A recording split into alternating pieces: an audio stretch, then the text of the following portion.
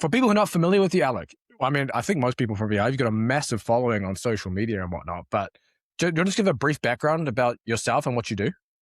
Yeah, so kind of a general hybrid coach. The hybrid thing is kind of my niche, and it has been for a while now, back to like 2013, 2014, Before um, it was popular? before it was popular. Yeah. Personally, I do a lot of like long distance running and then like strength and physique training. Over the years, my clientele has ranged from like military, law enforcement, special forces, people that need to uh, just be good at a lot of things, right? And also more like classic kind of hybrid people that want to, run a marathon and do a powerlifting competition. So worked with a lot of those types of athletes as well. And then more recently, I've had a bigger influx of combat athletes, a lot of people doing like Muay Thai and Jiu-Jitsu and stuff like that, helping them out with their conditioning.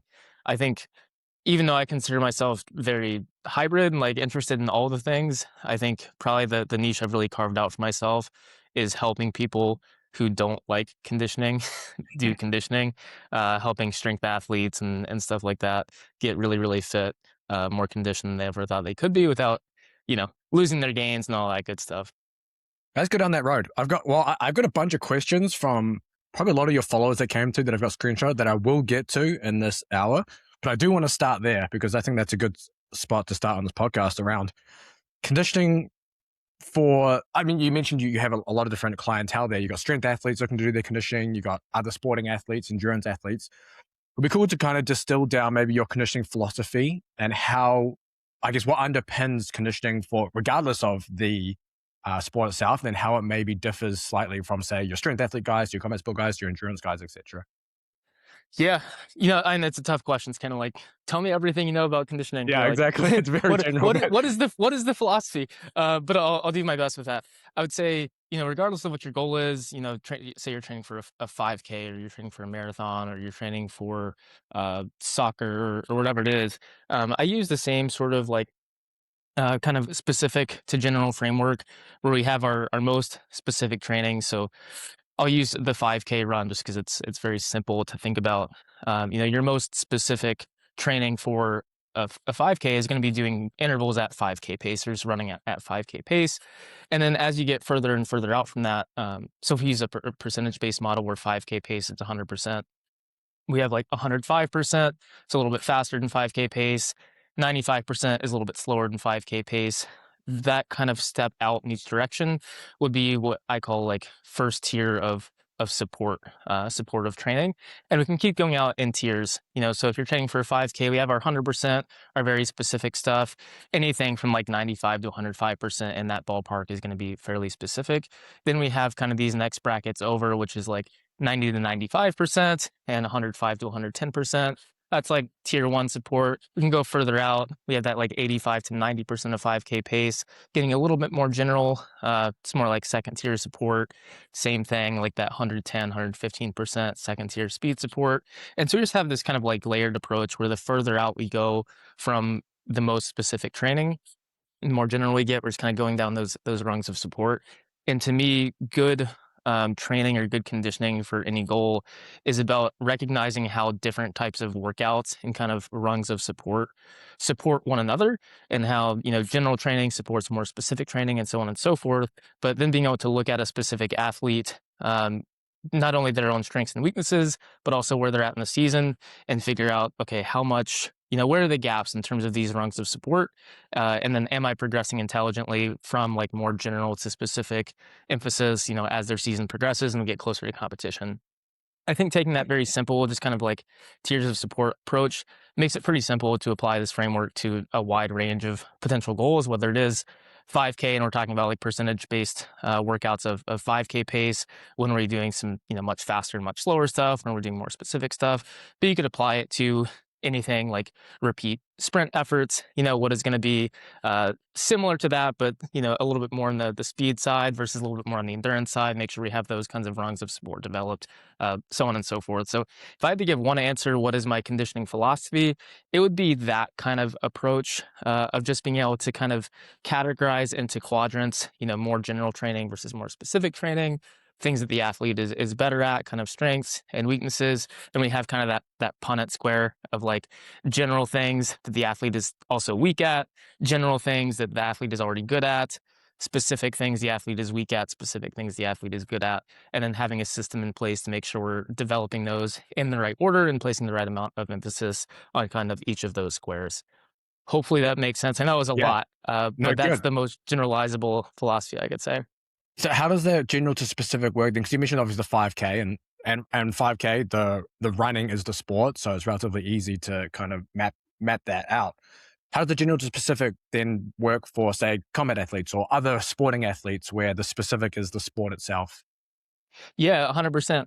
So, there's different variables you can manipulate with anything that's going to make a workout a little bit more specific or a little bit more general. So, when conditioning or when kind of the sport itself is the most specific thing, say for a combat athlete, take like sparring rounds where they're just getting their ass kicked. It feels like a conditioning workout, like 2 minutes on, 1 minute off, kind of like sparring situation. I would consider that kind of one tier of support over. Like it's still very specific. You're still doing the sport, but we've now kind of put this conditioning framework around it. That'd be one way to think about just making something a little bit more general. Um, as we get into like alternate modalities, for example, so take a combat athlete, but now we're doing something on an assault bike or they're going for a run. That change in modality has kind of that's an extra tier down. It's gotten a lot more general at that point. I think doing general training is still important, and sometimes just training to train. Like you're training to get fit enough to do the training for the specific thing. You can be a couple of tiers of support down, um, but that's how I would think about it. Anytime we're training for a specific sport, any sort of non-sport conditioning, assault bike, running, whatever is already going to be kind of a tier of support away. I'd say one of the common mistakes that I see though is when people think about the specific sport demands in terms of say like work rest ratios or the length of a specific bout. I think people are a little bit too eager to try to map that on to conditioning really cleanly, and they'll say like, oh, it's a 30-second bout, so it's this energy system, because when we think of 30-second running bouts or 30-second cycling bouts, it's this energy system.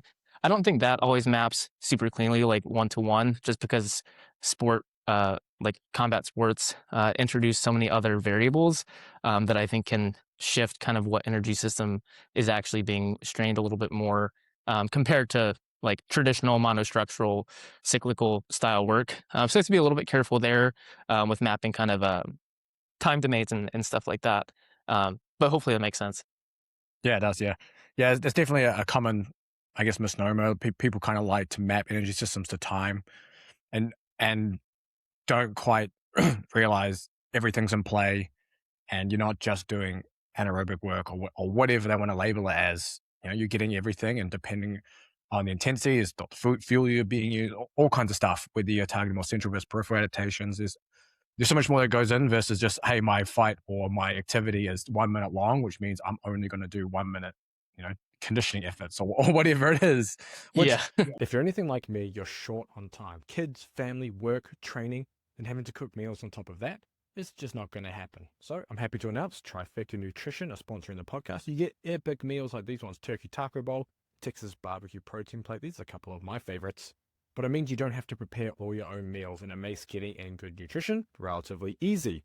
I've tried other meal delivery companies. Most of them are too high fat, not enough carbohydrates, or if you're getting kits where you have to cook it yourself, the portions for two is actually for one, especially if you are like me and you're training often.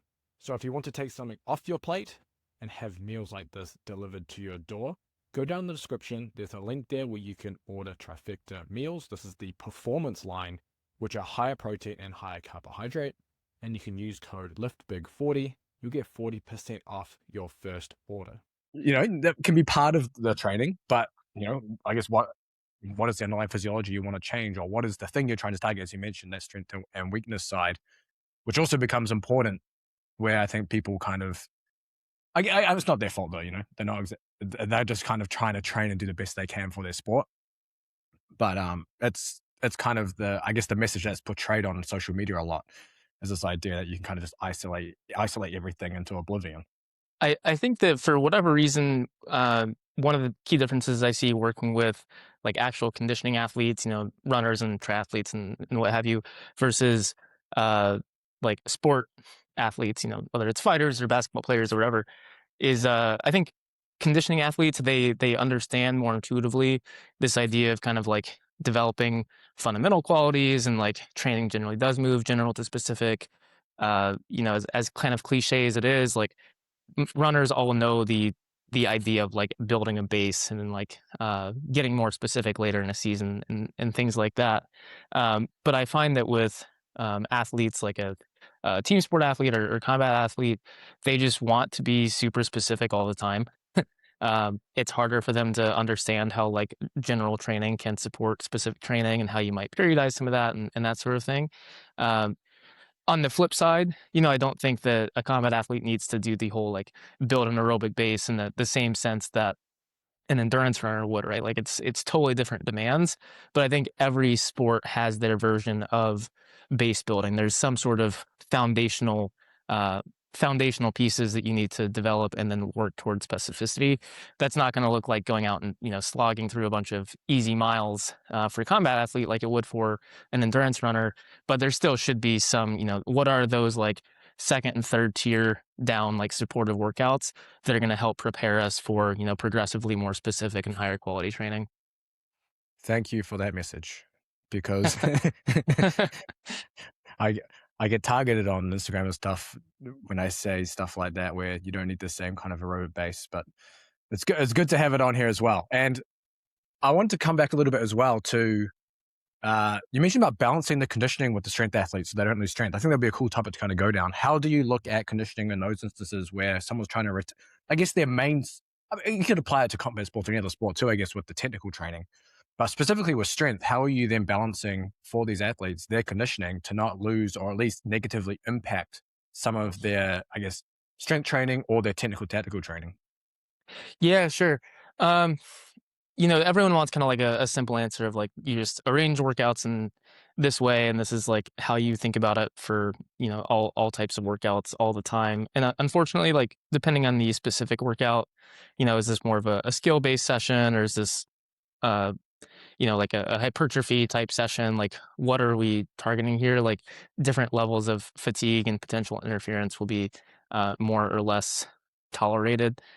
So how you go about kind of arranging someone's week and what sessions get priority and which ones are you going into maybe a little bit fatigued, that can vary as opposed to there just being kind of a one size fits all rule. But what I will say is a lot of people get caught up worrying about mechanisms like mTOR and AMPK, like battling it out, or they're worried about like their glycogen availability from this session to that session, um, and like that stuff might matter a little bit. The mechanisms are interesting, but I think by and large the most important thing is just the ability to actually deliver the training stimulus itself. A lot of times people get caught up in like, oh, if I run after my strength session, is that then gonna, downregulate the mTOR pathway and they just stimulated? And to me, it's like the most important thing is, were you able to lift heavy enough in that strength session? Like if you're getting the work done at sufficient quality, that's everything. Because at the end of the day, like when you look at a week, there's going to be something about it that's not optimal. You're either a little bit tired going into this session, or in this case, like you downregulated this pathway from the way you stack these sessions. Like you're always going to be able to argue that something was not right. And so if I have to prioritize one thing, it's just, are we getting the quality training done, period? And then a lot of those like mechanisms and pathways and stuff like that, I feel is very, very secondary. So that'd be the main thing, is just making sure that the quality gets done, and then being aware of which sessions are going to be most sensitive to fatigue, so that I know what sessions do I need to protect a little bit more in the schedule, so that quality that we need can still be achieved. So higher skill stuff for sure is going to be a little bit more protected. What that generally means is you might do some of the stuff that's a little bit more fatiguing very shortly afterwards. You may not want to do it at that time, but sometimes it's the best bet. I was having a chat with someone just recently about how many like professional baseball players, just with the frequency of competition, the best time for them to sometimes do their strength training is immediately after a game, which sucks because like you just want to be done and go home, right? But like if you want to maximize the amount of time and recovery you have so that you're fresh for the next game, probably your best bet is to do that lift like right after the game. Then you have a couple days before the next one and so on. And so for a lot of strength athletes, for combat athletes as well, people who have some of these very um, important sessions that require them to be operating near 100%, whether in terms of skill or just power output and so on and so forth. Sometimes doing some of the more fatiguing conditioning, like in very close proximity immediately after that session, is one of their best bets for them being able to turn around and like be fresh when it's time to perform again. Yeah, that interference effect is often overblown, as you mentioned. I mean, you look at team sports for decades. You're doing 2-3 sessions a day on the field in the morning, hitting the gym, then on the field again in the afternoon. Dudes are getting bigger, stronger, faster, over the years. So, there's only so much. I mean, if you're like IFBB pro bodybuilder or some shit, maybe you don't want to do that, but that's like to the extreme ends of the spectrum. It would be cool to go down maybe, because obviously we mentioned some pathways, AMP, KM, all that kind of stuff. It'd be cool to go down a little bit maybe of some of the physiology. I know you've talked previously about, I don't want to skew words, but I'm going to say the overemphasis of VO2max. Let's put it that way. Correct me if I'm wrong, if I got that wrong. But it'll be cool to kind of maybe go down some of the physiology around that, maybe your thoughts around VO2max for whether it's endurance sports or combat or other team sports. Yeah, for sure. One of the things with VO2max, just broadly speaking, maybe to set the stage, when we look at, how well does VO2max correlate with performance in a range of sports, I think you're going to get you're going to walk with very different conclusions depending on the size of the sample or the range of the sample that you're looking at. So for example, really good example of this, there was a study that looked at VO2max versus like 3K run performance, like 2-mile run performance. And if you zoom out far enough and you're looking at like really slow runners all the way up to elite runners, the correlation between the VO2max and like 2-mile run time is like really strong. It just like kind of looks like a straight line, like, oh, more VO2max, faster run time. But at any point on that graph, if you like really zoom in, you're like, okay, let's just look at elite 2-mile runners. Like, how important is VO2max within this population? Then like all the correlation goes away. And like within kind of narrow subsets, it seems to not really matter all that much. Or at least we know like all of these people when they're performing at this level, especially with like elites, have probably developed or kind of reached their VO2max potential for the most part. And now other qualities are emerging as potentially more important. But anytime you zoom out further, the further and further you zoom out, the more important it tends to look. And the more you look at fairly homogeneous populations, for example, let's look at a study on VO2max among elite soccer players. You'll probably see a pretty wide range of values and see that doesn't matter a ton. And so I think that's important because when you zoom out, it clearly matters. Someone's aerobic capacity definitely matters. But when we start looking at these homogeneous populations where, a lot of like genetic potential has already been reached, or they're above some minimum requirement where it's no longer a limiting factor, then other things start to come into play. And so, and so for someone like a combat athlete, right, like, varying levels of kind of zooming out versus zooming in are going to be important depending on who you're working with.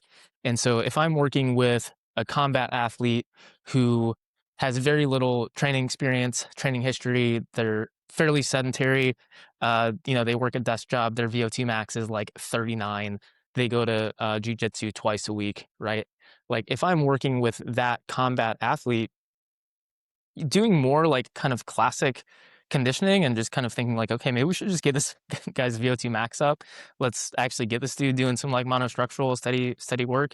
That might make a lot more sense than for someone who has been engaged in some sort of, sport for a very long time. They're going to practice their main sport 5 days out of the week. They're also doing a lot of gym training and stuff like that. Their VO2max is already 50 something. Like for them, like VO2max is not even a conversation. I wouldn't even think of that in the slightest. But again, kind of knowing like how much are we zooming in, zooming out? Are we at a point where some of those general like second, third, fourth tier support qualities for a combat athlete like VO2 max might be relevant. The further and further you get into someone's career, training career, the more just kind of, I say like brute force training. Like if you just train enough, period, you're going to develop some level of aerobic base. And for a combat athlete, just years and years in the sport, hard training in general is probably going to be sufficient for something like that. But it really does depend on the person. And I have some combat athletes that are more recreational that we do some more classic kind of VO2 max style work because they only train a couple hours a week. They're very sedentary and they don't have a big sporting background. Dude, you're preaching to the choir here. I'm glad people can hear it from people other than me too on the podcast and everything else, because we have this obsession with kind of like this aerobic base building VO2 max as this kind of ceiling value. And I like to use the analogy of, or not an analogy, maybe compare it to other max metrics, right? Like jump height, 1RM, any kind of max output number that people will use to compare maybe, hey, am I good enough or not? But it doesn't tell you how, it doesn't tell you what's happening under the hood. It just gives you like, hey, this is my max, but how did you get there? You know, what's happening in other parts of the body, especially when VO2 max is so heavily influenced by oxygen delivery. It's like, okay, but then what's happening at the muscle? And then you got all these different things coming through where you can, as you mentioned, you have this huge range of VO2 maxes that when you have like this more homogeneous population you're looking at. So what is separating them? Because if it's not VO2 max, you know, it's something else. And as you mentioned, if someone's training a shit ton of maybe the combat sport or other sport, that other thing is, you know, time. Do you have time to now slog long miles?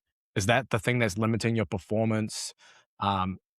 Yeah, there's just so many more factors that go into it than just this one number that people love to see as, hey, if I keep building my base, that means everything else is going to go up. And it's like, well, is it?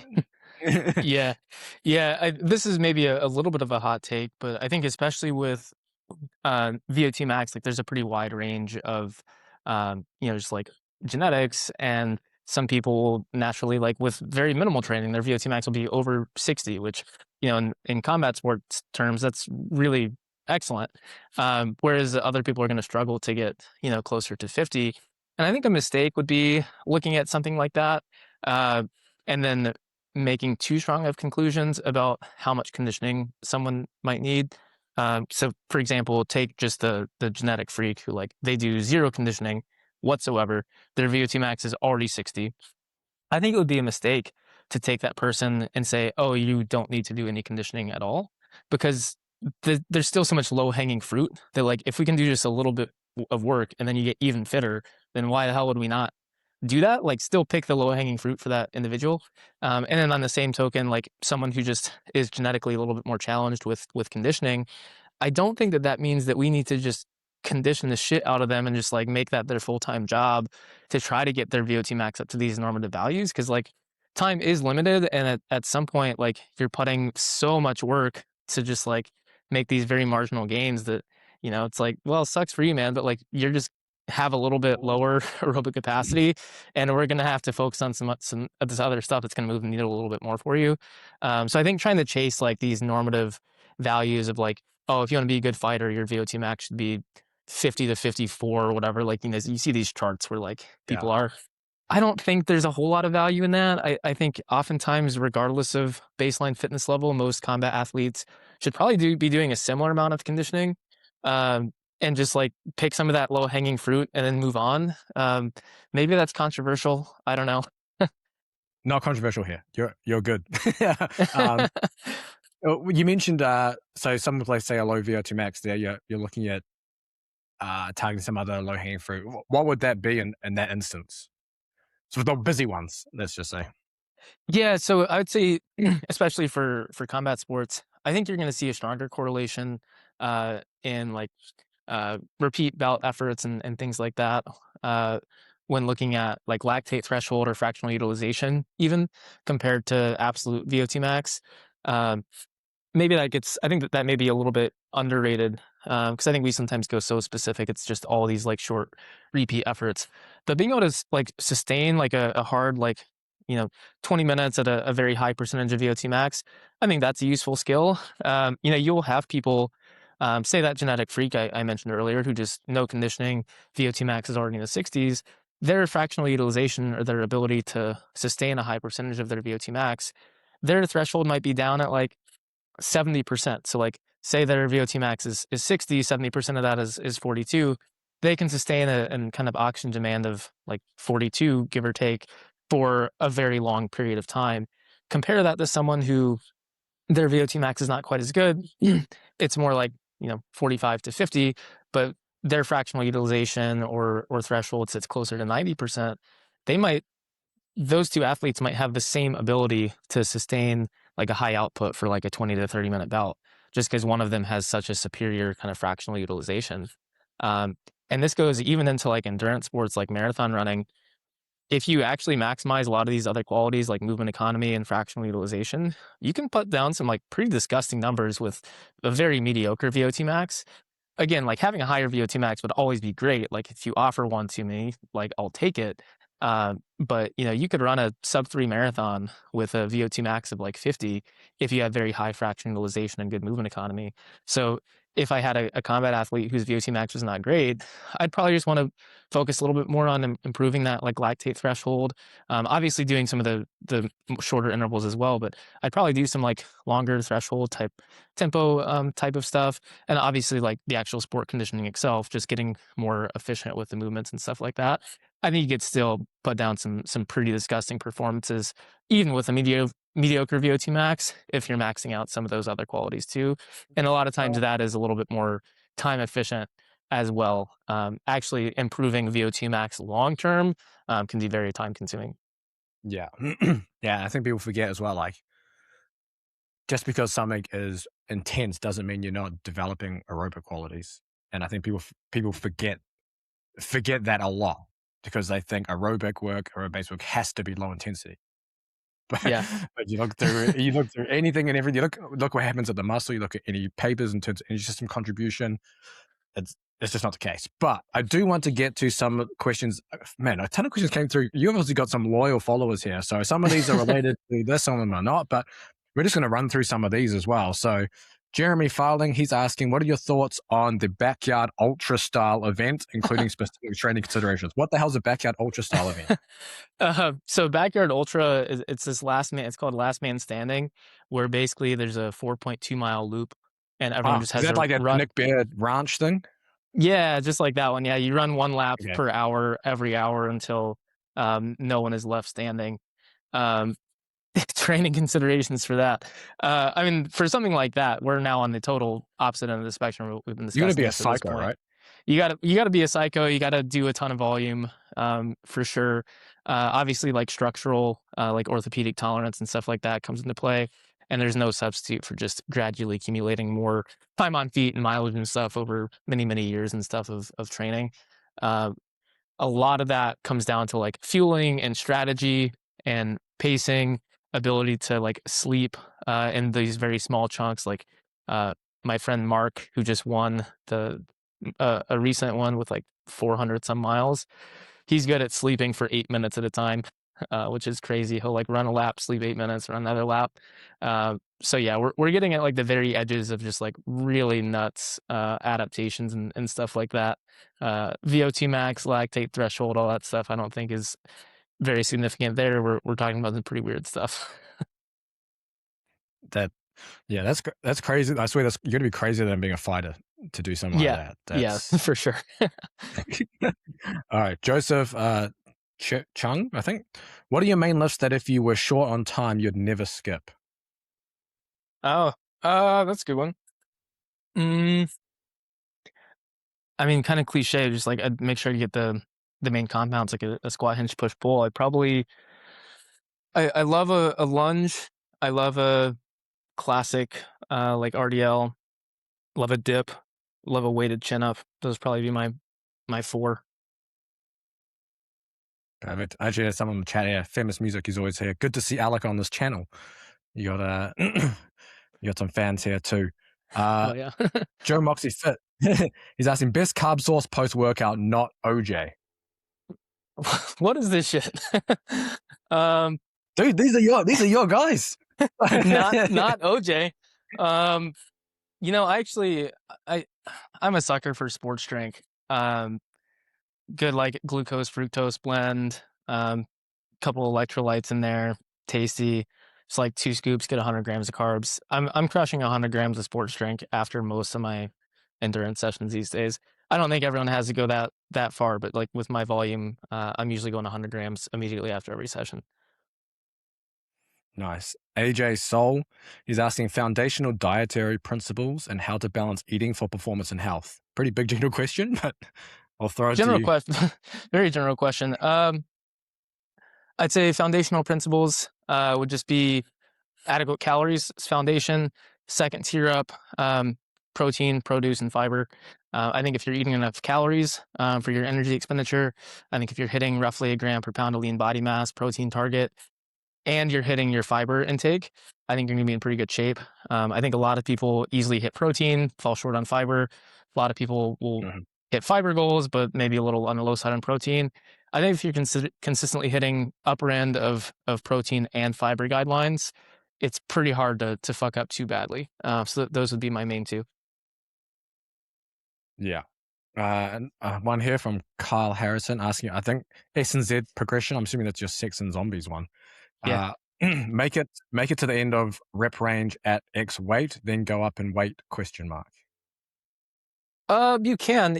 If you haven't seen it already, I have a YouTube video on progressive overload where I talk about a couple different strategies for progressing kind of within a block like that.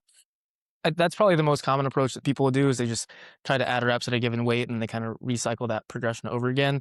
But I don't think that's inherently superior to any other strategy like micro loading, for example, anything like that. I think as long as you're in the rep range and you're at the target RPE, I think a wide range of progression strategies, whether it's a little bit more rep focused or weight focused, whatever, I think it's all perfectly valid.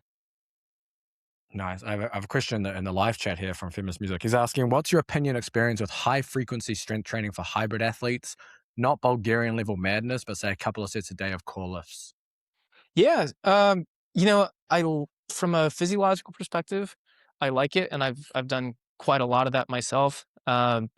I think distributing kind of your lifting stress a little bit more evenly across the week is nice because you don't have these big spikes in fatigue or soreness or anything like that. It takes kind of idiot-proofs the program a little bit where you're no longer worried about, okay, where do I place this session relative to this session to minimize fatigue? Because you could just kind of have this like background level of fatigue from kind of spreading the stress so evenly. I've done it myself where I just kind of do like a high frequency, lower upper split, just like alternating a little bit of lower and upper every single day. I thought it worked great from that like physiological perspective. The thing I worry about, and I've struggled with it a little bit myself, is really just the like psychological and logistical side of always having like 2 workouts in a day every day for long stretches of time. Where for me, like consolidating some of that work a little bit more, so I have days where I don't have to go to the gym. I can just knock out a run in the morning and then relax. That is often really refreshing from a psychological standpoint. So keep that in mind. I think it can definitely work. I did it for a couple of years pretty consistently myself. Just be aware of like managing psychological training load because I think that element of like managing someone's program is consistently underrated. Nice. I have one here from Hector Wang Physio. I believe he follows us both. What's your general conditioning advice for fighters? I think we touched on that, but we'll go with it again. Yeah. I mean, we didn't really get into like a ton of specifics, I'd say. My general advice would be a lot of qualities in like underlying physiology matters to varying degrees. We talked about VO2max. I think it matters just like how much depends on how much you're kind of zooming in and out. I think lactate threshold probably matters a little bit more. Some like shorter, faster repeat efforts matter as well. I think that fighters probably overestimate the actual intensity that they're getting from fighting itself. I think fighting itself, especially if you're doing a lot of sport practice, you're accumulating a lot of just kind of like brute force volume at like moderate to high intensities. But I don't think that you're necessarily like approaching true max intensity from a metabolic never. standpoint the way that you think you Never, might be. never, You never. might feel like it, but I don't think that you are. So I'd say like true max effort conditioning, like all out, 10 to 30-second sprints and stuff is something I would still dose quite a bit of in a conditioning or in a fighter's program. I do a fair amount of that. Some longer intervals, things where we're targeting more like someone's lactate threshold, for example. So like some longer intervals. I personally think that you should still do some of that. I just think that dosing looks dramatically different than it does in like traditional endurance sports. So rather than have a workout like yesterday, for example, I did 11 by 3 minutes at threshold with 1 minute recovery in between. I think a fighter could do a workout that has similar goals. The volume would just be totally different. Like I think you could do 4 by 3 minutes at threshold, which is not a terribly difficult session, but it shouldn't be. I think you're just kind of dosing in a little bit of that quality, and you should still be pretty fresh for like your fighting and stuff later. But I'd probably dose in a little bit of that style, kind of moderate intensity continuous, or like longer intervals. I would just do a little bit less, honestly. Dude, 100% when you mentioned about the intensity side, like people always say how hard combat sports trainings and stuff, which, yeah, it is hard. Like sparring live training is pretty tough. But then when you actually get someone to do a real sprint interval, and people will say, oh, yeah, I do sprints on a bike, whatever. And you go, no, when you actually do one where you're not holding anything back, then you realize what max actually is. And then you realize whatever you do in training is not that. Yep. And that is what I think a lot of people miss. And that's such a potent stimulus for adaptation that people, I think they think that because it's so high intensity, you can't do it year round. You can't do it every week, whatever like that. And games stop because it's, too intense, which is not one, all of those are not the case. But the volume's so low, you can get such crazy gains out of it. And yes, at the time you'll feel fatigued, but you won't have a lot of the residual fatigue that's safe. Maybe if you're doing like a 2-hour fucking run, they're like, oh, it's low intensity, Yeah. but it's like, man, 2-hour run, like you're going to still feel pretty fucked up. Like your legs and stuff are going to be pretty heavy, for training that day or the next day versus 1 minute of total work, on a bike as an example. Yeah, for sure. Yeah, it's hard to say much more than that, just because we kind of alluded to this before. Depending on how much energy and recovery resources someone is putting into their sport, the additional like time and resource allocation to conditioning could be a little bit different. But yeah, I think that that principle of you have to actually hit real max intensity is probably the most important part. Yeah. I got a question here from Hashem Training Systems. I attempted to do 30-second sprint, 90-second rest on the assault bike. I only managed to sprint 21 to 22 seconds before power fell off a cliff and rested 98 seconds. Is this still good repeat sprint training? Yeah, I mean, yeah, it's hard to say because like with conditioning, like if the workout is hard, it's a valid workout. It just is it valid for like the goal of the session? It's kind of there's no bad conditioning. You just maybe don't know what the workout is called or what it would be optimally used for. Um, Kind of going back to our previous point, I would rather someone err on the side of a little bit higher intensity and lower volume. So if you're gassing out a little bit early, I would just call the session once like your peak performances are dropping off a little bit. So if you're hitting a given power output for 20 or whatever seconds, and that's the goal of the session, and you get through 4 of them, at say, I don't know, 900 watts or 800 watts or whatever, you get through 4 of those kind of close to that like 900 watt target you have. And then by like rep 5 and 6, you're only hitting 700 watts. That's where I'd probably pull the plug on the session, is when you see like a significant drop off in the repeat bout performance. But if you're like, oh, I just maybe went out a little bit hot and I'm now doing 20-second repeats instead of 25-second repeats, like that's still a very valid session. I would just be mindful of digging so deep that you're no longer accumulating hitting the targets that you want to hit across the session. Yeah. I've got another one for you from Instagram, Dan Shed. Any tips on post-run stretching movements while lifting later or in general? I'm assuming running in the morning and lifting later in the day. Yeah. I do think that some mobility training is valid. I think good effective mobility training for most people should be fairly high intensity and done under some load. I think some low intensity passive stuff in between bouts of higher intensity mobility work can be somewhat useful, but it's not the main thing that's going to really move the needle forward for you. I think you could skip post run stretching and you'd be totally fine. Um, if you enjoy it or you enjoy the ritual element of it, knock yourself out with 5 minutes or something like that. But I'd say you're really going to make those mobility gains, especially as it relates to, I don't know if you're a fighter listening to this, like trying to have good range of motion, like on the mats and stuff like that.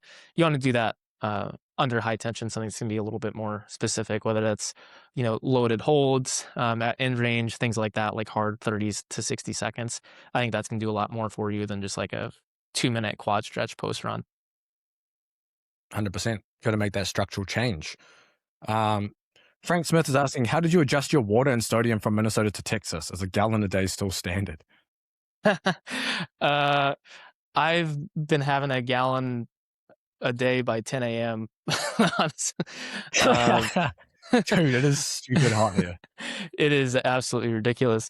I mean, I was doing some heat training in Minnesota. I was doing like some sauna stuff. I'd put on like some sweatpants and stuff like that and hit the Stairmaster. So I was still sweating quite a bit. But here it's absolutely disgusting. Like, in a typical like 90-minute workout, late morning, I'll drink on the run and I'll still come back and weigh myself and be like 5-6 pounds down. So, yeah, it's pretty wild. I still, like, despite the insane amount of sweating, I still stand by my claim that electrolyte supplementation is overrated. I would still do some, if you're going to go out and sweat like several liters in a single bout, taking some electrolytes is probably a good idea. But I don't think it has to be as much as you think, especially if you're fairly heat acclimatized. Initially, if you're coming from a cool climate and you show up in the desert and you're sweating, like, you're going to have more concentrated sweat when you're not acclimatized. But if you're sweating regularly, if you live in a hot climate, your sweat is going to get a little bit more dilute over time with that acclimatization, especially if you have decent aerobic fitness. So I wouldn't overdo it. And I also, like, post-workout yesterday, I got a Chipotle burrito. It's like 3,000 milligrams of sodium. Like, I'm getting plenty of sodium in my diet. So, like, just enough to kind of survive some longer sessions is fine. And that's not terribly difficult to do. You don't have to be adding additional electrolytes by the 1,000 milligrams at a time, I don't think.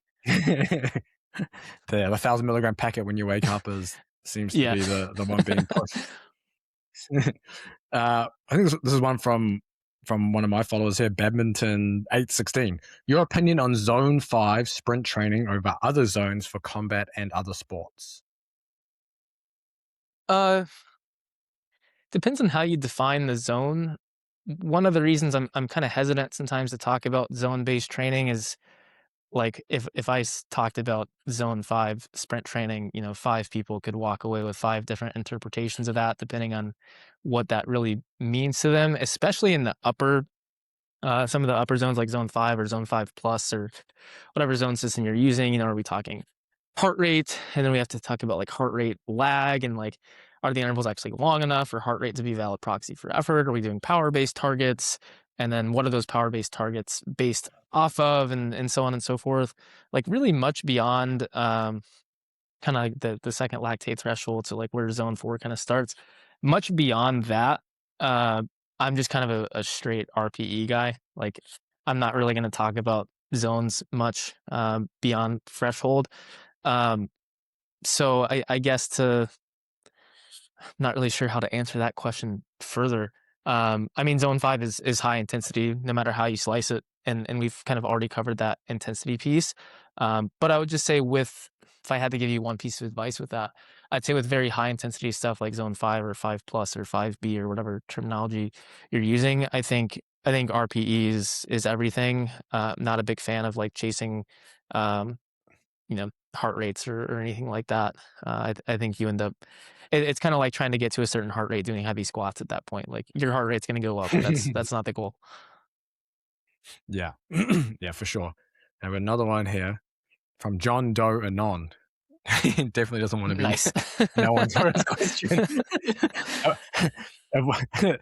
John Doe's already anonymous, but you have to add anonymous on the end. Avoiding burnout and maintaining momentum while dealing with the business of life. That's a deep question.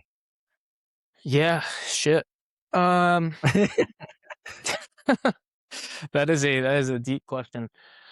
Um, I mean, there's so much to dive into there. I think just purely on the training side, um, I think taking like a biopsychosocial like BPS approach to periodization is underrated. Most of the time when we're talking about periodization, we're talking about, going from like general to specific and some of the things we talked about so far. But I think kind of taking that BPS lens to periodization of like having phases where you're pushing a little bit more and phases where you're coasting a little bit more, or just having like variation in what you're focused on, having seasons where you're focused a little bit more on, I don't know, like maybe running 5Ks is a hobby to you and you're a fighter, like having seasons where you run a little bit more and seasons where you fight a little bit more. Just like having some seasonal fluctuation, I think is good, just for avoiding burnout. So it doesn't just feel like you're doing the same, like running that same exact training week again and again and again. So some variation there, I think is great. Um, some people I think respond really well psychologically to kind of like an up down structure, like build and deload structure, and other people I see that being less relevant for. But if you're someone who enjoys like, kind of going up for 3 or 4 weeks and then taking a lighter week, off of training or with reduced training, sometimes that can be really helpful just from purely a psychological perspective. And then last but not least, just making sure that to the best of your ability, you're like finding joy outside of the gym and outside of training and outside of your sport, having things that you do purely for the love of the game. I know most of us like love our sport and we love what we do, and that's part of why we do it. But like the better you get at something, the longer you've been doing it, the more we start to chase, outcomes and become, even if we try not to, somewhat results oriented, or we kind of care about what we're getting out of it. So I think being intentional about scheduling other things into your life, that just you have zero outcomes attached to whatsoever, whether that's, music or art or a second fitness hobby of some kind where you're just like, just not really concerned with the outcome, just making sure that that stays part of your week. Even if you have to put it in the calendar to get it done, keeping something like that in your life, I think, is important. That's a great answer there. This one has no context, but Al Abraham is asking thoughts on sandbag training, repeatedly shouldering. Thoughts on sandbag? That is tough without context. Yeah. Basically, lifting a sandbag to your shoulder and down repeatedly. Yeah. Man, what value can I add to that? You can maybe just, if you like it, sure. From like a strongman perspective, thinking about people who do like a variety of like odd lifts and carries and things like that. I think taking like a very, if it's something that you want to be good at for its own sake, we'll add that context. If you just like want to be good at that, or you're training to be good at sandbag lifts and stuff like that, don't underestimate kind of the skill aspect of it. It's obviously not like technical in the sense that a snatch is, but I think it kind of is. It's probably more technical than you give it credit for. It's one of those things where like, no matter how bad your technique is, you'll probably still accomplish the lift, or you can do it, but like there's a lot of skill involved in doing those things very efficiently. So programming it more like skill work, or like you would think about like Olympic weightlifting, for example, where you're not just like burning yourself out with fatigue, but trying to be really efficient with how you go about the movement, do like 10 sets of 2 clusters or something like that. I would do something like that if you're trying to like just get good at the skill of those sandbag lifts, and then program in some other like non sport skill exercises for the general side. Do some other deadlifts or cleans or Jefferson curls or something. But then when you are practicing that sport skill, like do that sport skill consistently with sport intent. So if you're training for heavy strongman lifts, like always go at it with that sort of intent and stuff behind it. Hopefully that context we Nice. made up is helpful. That's good. I'm going to ask you this question, and then while you answer it, I'm just going to quickly run downstairs and let the dog out. But NTY is asking, please ask his thoughts on training upper body muscular endurance and the best modalities. Okay. I'll ramble on this question for a minute while James goes and lets the dogs out. Muscular endurance in general, I would say, I think of it as an emergent property rather than a unique or fundamental quality of a muscle fiber. We have maximal strength that is obviously very important. That's a fundamental trainable quality. And then we also have just like oxidative capacity, capillary to fiber ratio, aerobic qualities. And these can be muscle fiber specific. So we can have, we can think about oxidative capacity of fast twitch muscle fibers themselves. But when we kind of separate muscular endurance into these two halves, like thinking about the maximal output and then also just the pure oxidative capacity of that muscle fiber, and seeing how those kind of come together as an emergent property that is muscular endurance, I think the majority of your muscular endurance training should be more polarized, where you have some of that maximal strength and then you have stuff that's more pure kind of like aerobic development, where you're just trying to accumulate a lot of volume, specifically volume of work for those faster twitch muscle fibers. And then when it comes to the thing you actually want to perform at itself, so when you think about, okay, I want muscular endurance for, wall balls. I have high rocks athletes who they want like muscular endurance in their shoulders for wall balls. Do that thing specifically, because there's a skill, there's pacing, there's strategy, there's movement efficiency, and all that kind of stuff that goes into muscular endurance performance. But just make sure that you keep awareness of like what the fundamental qualities underpinning that is, and that's still going to be some maximal strength for your shoulders, and then just like a shit ton of general volume accumulation for those fast twitch fibers. That should be the basis, and then like the icing on the cake is just the movement economy you get with that specific practice for the actual goal itself. Nice. I know you got a call coming up soon, Alec, but where can people find and follow you and keep up with what you're doing? Yeah, so follow me on Instagram at Alec Blenis. Also been putting out a lot of long form content on YouTube as well. Same thing, Alec Blenis there. I run a Q&A similar to this in my Instagram, once or twice a month. So keep an eye on my stories for that. And I will soon be launching a kind of like group call Q&A type discussion on my template program, Sex and Zombies. So any subscribers on that will have access to kind of individualized live Q&A calls as well coming soon. Nice. Perfect. I'll link all those up in the description as well when this is out. So if anyone is interested, go follow Alec. And I appreciate you coming on. Yeah, man. Thanks so much for having me. It was a pleasure.